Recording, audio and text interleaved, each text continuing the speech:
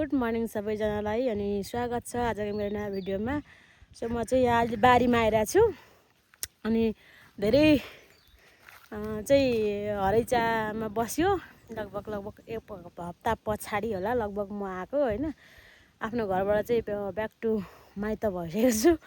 तर धेरै जसो चाहिँ म माइतमै बस्ने हुनाले माइत चाहिँ मेरो घर अनि घर चाहिँ मेरो माइत जस्तो भएको छ। सो बिहानीको समय एकदमै धेरै जाडो। अब यो चैतको महिना हो त्यही पनि हाम्रोमा चाहिँ यो पहाडमा चाहिँ जाडो नै छ हैन। घाम चाहिँ अलिक देख्न गाह्रो परिरहेछ अहिले। अनि तलतिर तराईतिर चाहिँ एकदमै मजाले घाम लागिरहेछ प्लस गर्मी ज्यादा भयो नि त। तर यहाँनिर चाहिँ एकदमै चिसो छ। सो म चाहिँ यहाँ लट्टे खोज्न भनेर आएको। यति पाइरहेको छु लट्टे नै। अस्ति दामी पलाउँदै थियो क्या सानो सानो, तर सबै यो असिना पानीले लगिहालेछ। सो अहिलेको मौसम चाहिँ देख्न सक्नुहुनेछ एकदमै कुहिरो लागिरहेको छ।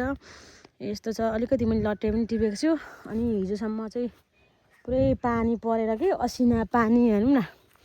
इस्कुसको मुन्टाहरू टक्कसँगले बेच्ने बेला खाने बेला हुँदैछ र हामीले खाइ पनि रहेछौँ। अनि अस्ति कति धेरै बेची पनि सक्यौँ कि हामीले। तर अहिले चाहिँ अब रेगुलर 2-3 दिन चाहिँ असिना पानी आएको हुनाले अलिकति सबै दुलो दुलोमा हालेको छ। मलाई चाहिँ सबैभन्दा धेरै चाहिँ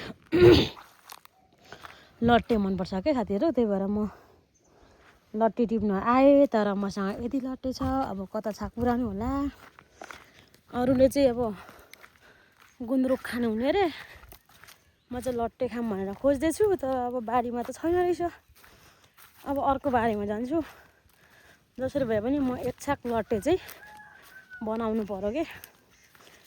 त्यही हो। मलाई अझै अब सब्जीहरूमध्ये होइन मलाई कसैले चाहिँ तँलाई के मनपर्छ भने मलाई लट्टे मनपर्छ कि ओभर मिठो लाग्छ। लट्टे प्याज होइन खोर्सानी खानु कति मिठो हुन्छ नि त।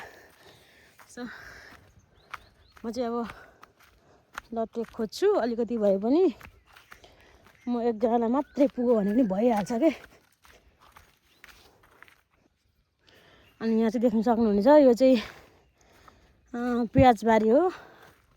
यो सानो सानो थियो है। त्यो बेला चाहिँ म र मेरो राजन मेरो श्रीमानले चाहिँ यसलाई हामीले गोडमेल गरेको थियौँ नि त। यो बिउ बोटहरू भाँच्नेदेखि लिएर पानी सानी खनाउने गर्थ्यौँ हामी दुईजना भएर। अनि अहिले चाहिँ उहाँ गइसक्नु भएको छ कुन्टु हेर। तपाईँ र मैले गोडेको प्याज यत्रो यत्रो भयो। अनि अब त्यही हो। यहाँ अलिअलि लट्टे छ। अब म यिनीहरू भए पनि टिप्नु पऱ्यो। हेर्नुहोस् हाम्रो चाहिँ यति धेरै इस्कुस बगान छ। परसम्म हामीले चाहिँ अस्तिदेखि बेच्दै पनि छौँ। यो लट्टे कति राम्रो थियो कि अस्ति सानो सानो निस्किँदै थियो। अनि म टिपेर पकाएर खान्छु भन्दै थिएँ। अनि पछिबाट म घर गइहालेँ नि त। अनि आएर खानु पऱ्यो भनेर सोच्दै थिएँ। त असिना पानीले त सबै यस्तो गराइदिएछ। तर जे भए पनि म एक छाक चाहिँ पुऱ्याएरै खान्छु अनि मिठो गरेर पकाएर खान्छु। अनि अब यहाँ छ अलिअलि अनि उता खोज्दाखेरि लगभग पुग्छ। यति पनि छ।